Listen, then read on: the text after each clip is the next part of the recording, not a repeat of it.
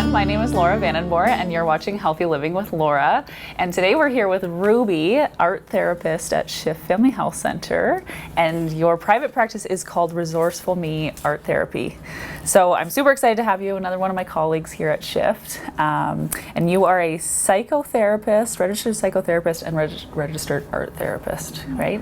So why don't you tell us a little bit about yourself? Thanks for being here. Tell us about yourself and maybe what art therapy is. Great. Thanks so much for having me. I'm really excited to be here. So I'm an art therapist and a registered psychotherapist. So art therapy is sort of similar to if you were to go for therapy with someone else to sort of focus on talking about what's going on. But it's sort of based on the idea that talking is only one way that we experience and express ourselves in the world.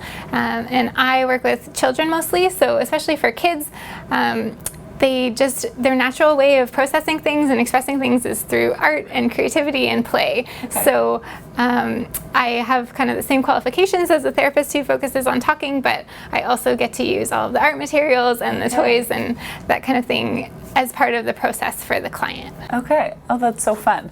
So what, do you have to like art, or do you have to be an artist to be a good client of yours, or? Yeah. So no, you don't. Okay. So you don't need any artistic talent, no artistic experience is needed. So the way that we use art materials and the way that we think about art in art therapy is totally different than at school, for example, or in an art class. Okay. So really, the way that we're using everything in the room, the toys and the art materials, is for self-discovery and for self-expression. Okay. So everybody can do that, and there's no right or wrong way to make art in art therapy. It's just about how to use the materials to express something that's inside and to communicate with yourself and with other people. So it helps if a client is sort of somewhat open to trying the art materials, but I have worked with clients in the past who have said, I'm not artistic, I don't draw, I don't want to do it, and so that's totally fine. So we might end up just playing with some plasticine or some Play-Doh or doing something, like there's still so many ways we can be creative even if we're not quote unquote making art. Right. Okay. So how would you, for instance, if somebody were to say to you, well, I can paint at home, what is the difference between somebody just doing that at home on their own time versus working with somebody like yourself? Right. So it might sound kind of obvious, but the difference is kind of the fact that I'm there. Yep. So it's just having a trained therapist in the room with you. And so even though we're making art and we're playing and we're being creative, it really is focused around the therapeutic relationship. So my client and I are building that relationship, and that's a very specific and unique one. So it has different boundaries, it has a different feeling than if you're sort of making art with your parent or your caregiver, or if you're in a classroom with other kids. So it's sort of a hard thing to explain, but I've found that even very young children, once they sort of come and experience that, they get it and they understand that this is a different space and that it's their space to express what they want to express, and also that the way that I engage with them and respond with them feels a little bit different. Okay. So so it's just that I'm there to sort of facilitate the process and be compassionately curious about different things, and my training is really to help me to use whatever's happening in here to help the client to work towards their goals. Right. So that's a little bit different than just kind of making stuff at home, even though I think that that's also really wonderful. Right. So that kind of leads us into, so what is your specific approach to art therapy versus what some other art therapists might do? What is it that kind of makes you different? Yeah. So I would describe, in terms of kind of like the therapy words, I would describe my approach as client-centered and strengths-based. Okay. So what that means is when clients come into this space, I really believe that they're the experts in their life. They know their own child, so parents know their child the best. Right. Children know their own internal experience the best. And so I believe that they already have inside them what it takes to overcome whatever challenge they're facing. And so my hope is to provide a safe space for them where they can explore that and sort of discover that for themselves. Right. So I'm working kind of with what families and what clients already have. So figuring out what is something that you're really good at, or what is a strength that you have, and how can we tap into that to help you to overcome your challenge. Right. So the reason why I called it Resourceful Me is that that's kind of my hope for my clients, is that they'll discover their resourcefulness, which is their ability to find quick and clever ways to overcome difficulties. Oh, that's awesome. Yeah. And so I know you kind of have your logo here. So this is sort of an example of the logo. So it's a pocket knife, but it's filled with art materials. So this is kind of a metaphor to show my vision for my clients. So I think of therapy as kind of an adventure of self-discovery, and so when we are going on adventures, sometimes we need tools to help us. So these are the art materials, and so that represents how when clients come to art therapy, we're using the art materials to express and to explore, but also to make tools. So that might be internal tools like learning about your emotions and how to manage them. I love that, because it's almost something tangible for a child, especially to kind of see and apply to their daily life, right? That they're here and they kind of work on things, but then they can take it out of this room and apply it to their daily life. Yeah, that's awesome. So what if a parent is kind of seeing something in their child, what might they be seeing or kind of thinking that they might need to see you for art therapy? Like, what are some characteristics or concerns that they might notice? Yeah, so it can be a huge range of things. Okay. So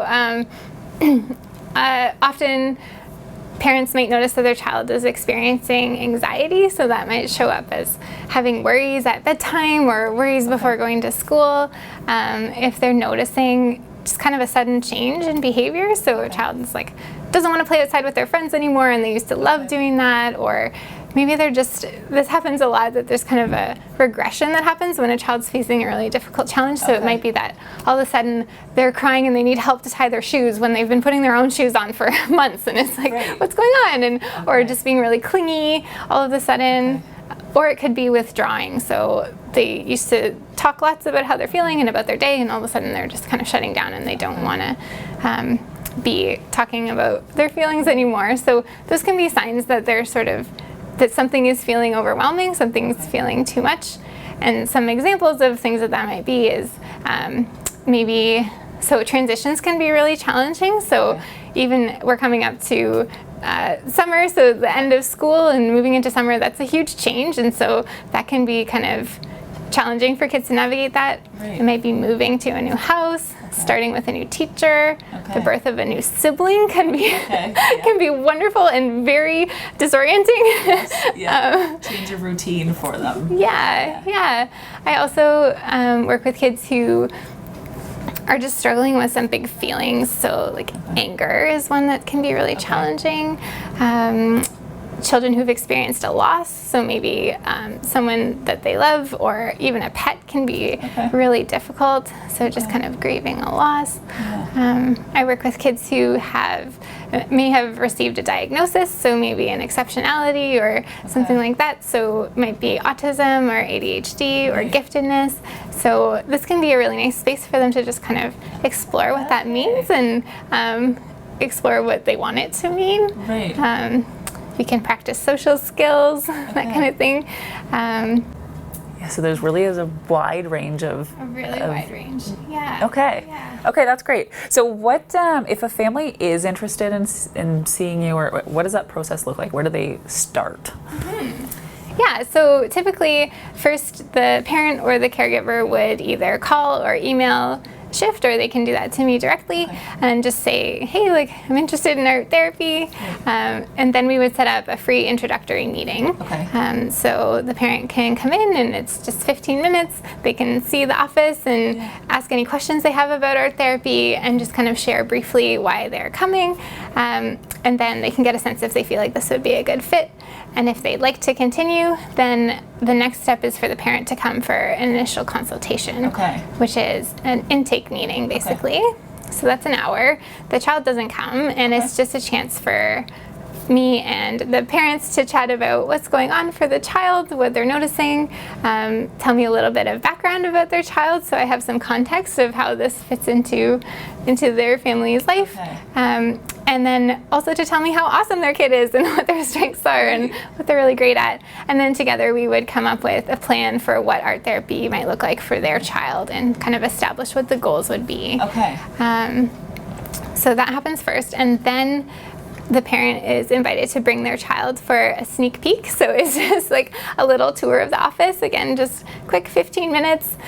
So the child can come with the parent to meet me, to check out the toys, to decide what we're going to do the first time. And so that just helps to reduce any anxiety they might have about coming, meeting a new person. And so then when they come for their first session, we can just kind of get right to it and get started. Okay. So after that, the child comes for individual art therapy. So I work just with the child one-on-one.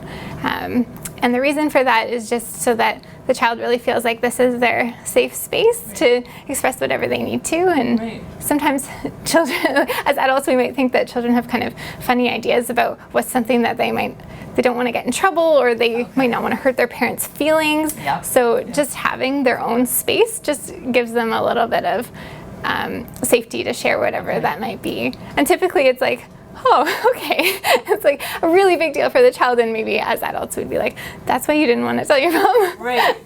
But sometimes things come up, and so if there is something that comes up that I feel that the parent really needs to know, whether it's a safety concern or even just something that I feel like would be important in their relationship, I would chat about that with the child and would try and support the child to communicate that to the parent. And if they don't feel comfortable, then I would just let the child know, I'm going to tell this to your parent because I think it's really important. So we would do that together, or I would let the parent know. So typically the child would come for 2 to 3 sessions on their own, and then I would have a feedback meeting with the parent. So the child would know that that's going to happen, but they wouldn't be at that meeting.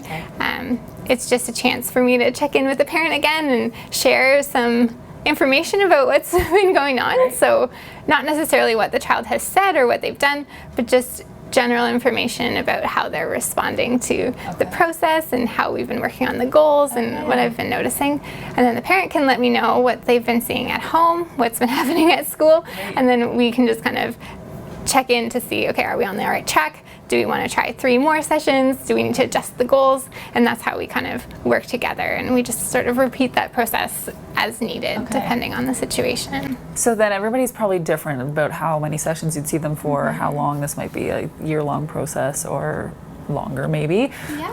Or maybe sounds like it could even be shorter. It can be shorter, so it really depends. Some families come and we do once a week for 6 weeks, and they just kind of get a little boost on this one thing that they've been working on, and then they're off they go. Other families come for a year or come for a couple years. It just really depends on what works best for the family and what their goals are.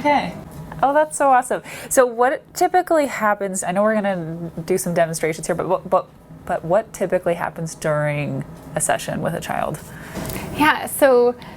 It totally depends on the child's age and on the reason why they're coming to art therapy.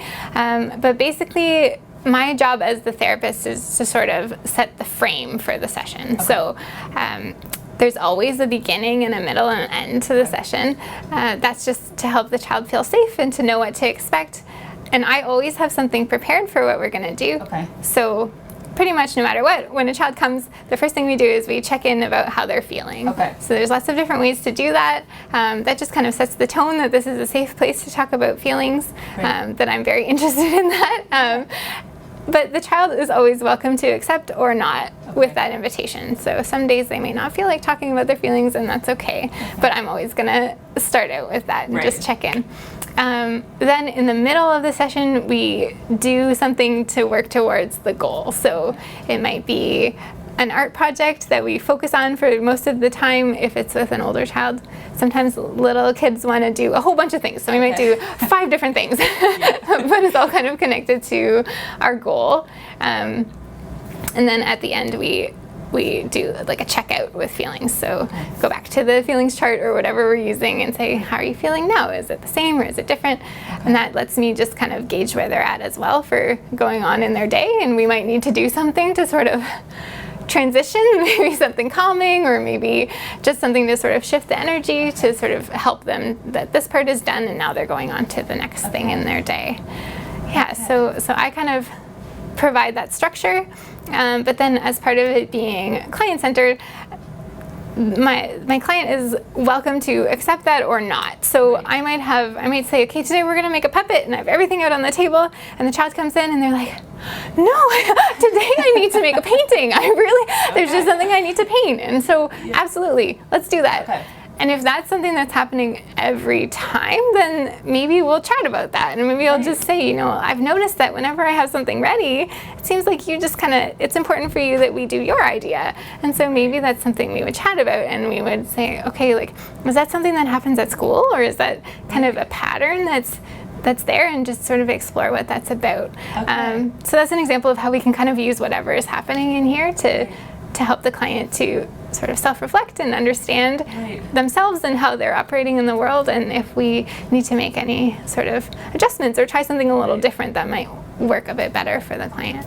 That's awesome. So it sounds like it's very low pressure. So you're not putting this child on the spot and tell us now about your feelings. It kind of comes out naturally in a more natural setting. Yes, absolutely. And I truly believe that children, they know when they're ready. Okay. So, and sometimes it might seem like, what did we do today? Like, what was happening? But I believe that in just kind of trusting the process, and that children know when they're ready to share about something and when they feel safe. And I think just creating that safety is so important, so that when they do share, it's in a way that feels empowering and that feels really good for them. Okay. Well, I think we're going to reset here. Instead of talking about it, you're going to show us some demonstrations, and we'll go from there. So I just wanted to show an example of how what happens in the art therapy session might be different depending on who was coming, what their age was, and why they were coming to art therapy. Okay. So we can use the example of a child coming who is experiencing some anxiety and struggling with worries. So for a younger child, something that we might do is we might make a little sock owl friend. Okay. So this is just made out of the top of a sock. So during the session, we would create this together. So I would help the child to make it. And then we would talk about how this little owl can be their helper. Okay.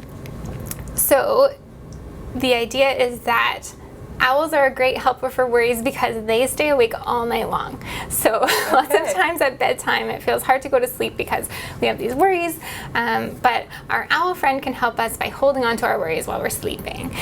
So the owl has a little pocket on its back, and so for a young child it's really great to be able to make that abstract worry concrete. So what we might do is we might draw a picture of what the worry is, and then the parent or I can help to add some words. So maybe the child is feeling worried because they know they're going to be going to visit the doctor, and that's something that's really on their mind. And maybe they're also worried about going to sleep because they think they're going to have some bad dreams. So that's something we could talk about, and we could write down the worry, we could draw a picture of it, and then what we do is we just give it to our little owl friend. So now the owl is going to hold on to those worries. So we don't have to worry about them. It's time to go to sleep, and so the owl's got it, going to stay awake all night. And so we just put that beside the bed. And then in the morning when we wake up, if we feel like, oh no, I really need my worry back, we can take it back. It just gives us a chance to have a little break from the worry.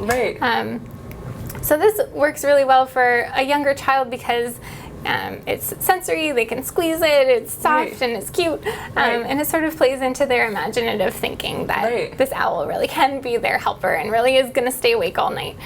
So that's great, we can work with that with a young child. For an older child, they might be into it. I've done it before, they've loved it. An older child might not want to do something like that. They may feel like that's a bit too, they're not into that imaginative thinking anymore. So maybe what we would do is work on building a tool that's kind of internal self-soothing. So something I really like to do is called Take 5 breathing. Okay. I didn't make this up. It's from childhood101.com, but I just really love it. I think it's great. So the idea is that you can use your hand as a way of reminding yourself to take 5 deep breaths. So what you do is you use your pointer of the other hand and you trace up your finger, and as you trace up, you take a deep breath in, and when you trace down, you breathe out. Okay. So you can, by the time you go through your whole hand, you've taken 5 deep breaths, and it's just kind of like a way to reset. And when you get done, you're like, okay, I need 5 more. You can start again. So I really like this one because it's something that you always have with you. You can do it wherever you are. You can kind of do it under the desk at school. You can take 5 minutes in the bathroom and just do your 5 deep breaths. So something we could do as kind of a visual reminder for an older child is maybe we'd make a bracelet. So there's 5 different colors of beads. So that's kind of like the 5 deep breaths. And they can wear it on their wrist, so it's close to their hand, and that's a reminder of they can look down and say, okay, I'm feeling the worries. I can feel it in my tummy, and it's time that I need to take my 5 deep breaths. And so the reason why I like this for an older child, maybe around age 12, 13, is that at that age, they really want to fit in with their peers, and so they might not want to have something that's like, oh, this says my worries, and it's, you know, so this is something that the child would know what it means. It would remind them of the strategy that they talked about with me, but no one else would know what this means if they're wearing it, and they can share it if they want to or not. They can just have it for themselves. And it's kind of starting the process of really internalizing the strategy of how to deal with the anxiety, but still something external and concrete that they can take with them out of here as a reminder. So these are kind of like external tools that we would build for the client that they take with them and can use at home. So is this something like with the bracelet that you would make with them, and then so they can kind of pick their own colors and pick their own style? So what would be happening in the art therapy session is that we would be making these things. So the child would be choosing everything, they would be creating it, and as they're making it, we would be talking about the strategy and how they could use it at home. Oh, that's awesome. Okay, I really like that. So we're gonna do some art. Yes. Thank you for being willing to make the artwork. So this is going to show how sometimes it's the art product that is helpful for the client and is part of the tool building that we're doing. Sometimes it's the art process. So this is an example of how the process might be how we're working towards a goal. So today we're going to do some marble painting. So the first step is to choose 1 or 2 colors, and you're gonna just kind of shake up the paint and then put a blob maybe like the size of a quarter. So 1 or 2 on this side and 1 or 2 on that side of the paper. And just any colors? And, any color you like. Whatever I'm feeling. So, just about the size of a quarter, you said.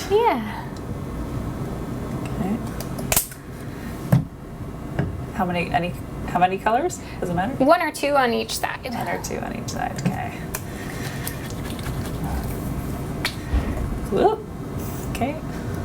Sometimes we get messy, so I always tell kids not to wear their favorite clothes when they come to art therapy. Sometimes we get paint. That's fair.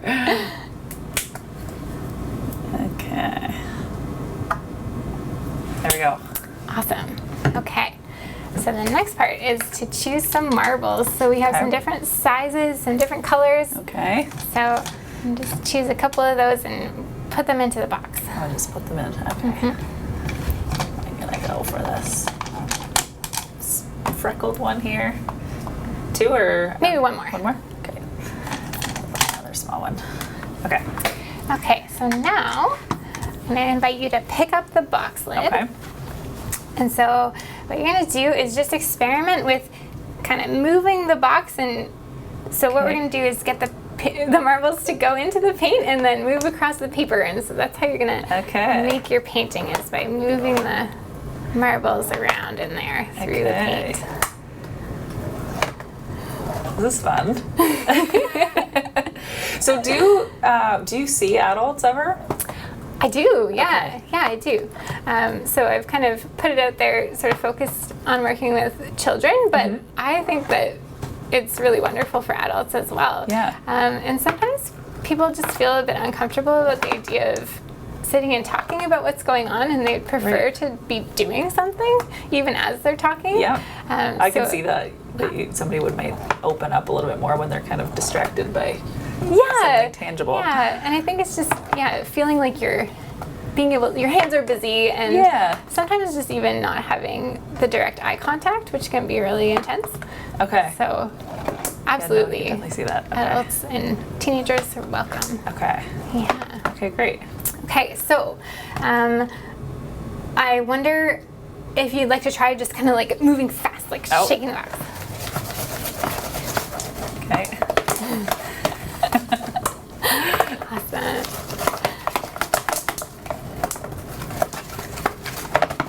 All right.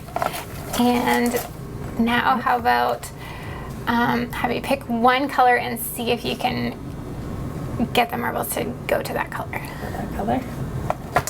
Okay.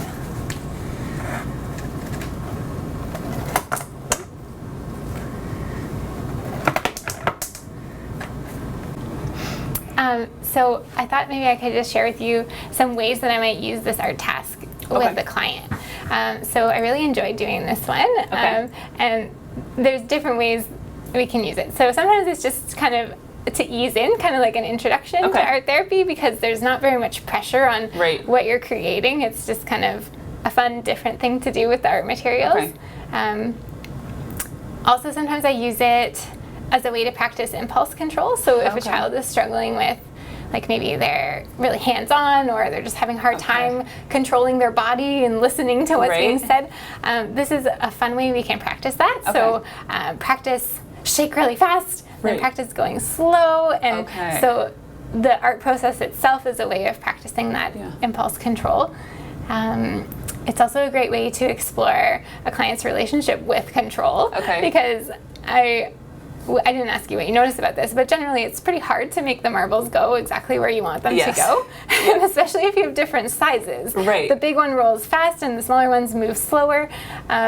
So this is a great way to just kind of, if a client is being really bossy or if they're looking for a lot of control in their life, this is a way we can kind of explore that. So it might be that they don't like this because it's hard to control. Or it might be that they love it and they find it really fun. And so that can be a way to talk about, you know, like what are the worries if we don't have control? And, you know, sometimes it's okay. It's okay to let go of a little bit of control. And there's, maybe it can lead to something unexpected. And so it's kind of, this is an entryway to sort of talk about that. It's also, I like to use it as a way to talk about feelings. So I might ask my client to pick 2 colors for feelings that they really like, and 2 colors for feelings that they don't like as much. So maybe on this side, like the purple and the pink would be positive feelings that you really enjoy, and then the green and the other pink is maybe feelings that are not so nice. And so then what happens when we make the painting is that they get all mixed up. And so it is a little bit of a mess. And that's sometimes happens with our feelings. And sometimes we have positive and negative feelings about the same thing. So maybe, you know, school's ending and we're excited about summer, but we feel sad because we're going to miss our teacher. So that's just a way of kind of normalizing that sometimes feelings get mixed up and there's positive and negative ones. And that's okay. And it's just kind of part of being a person and having feelings, and it's a way to sort of visually express that. So this is kind of an example of sometimes the art making itself is the way that we're working on something and we're building an internal tool for the client. So yeah, the internal tool would be impulse control or tolerating messy feelings, that kind of thing. Yeah. That's so cool. So is this something that you would repeat with them, or is it kind of you do it the first session and then move on from there, or would you revisit the same kind of? It's a great question, and it really just depends on the client and what we're working on and the relationship that we develop. So I've worked with clients in the past who love this and they want to do it every time. And so then it's like, okay, yeah, maybe this is the thing that we do when they get here, but we might use it in different ways as our relationship develops. And some clients might do it one time and that's it. So, and I feel like kids are so, for the most part, so honest too. So if they're not enjoying this, they'll just tell you. Whereas adults might be a little bit more guarded and not want to offend you, or whereas kids can generally kind of open up and just say, I don't like this. Yeah. Okay. Well, thank you so much for showing us what you do. I think it gives a lot of insight into what you can help with.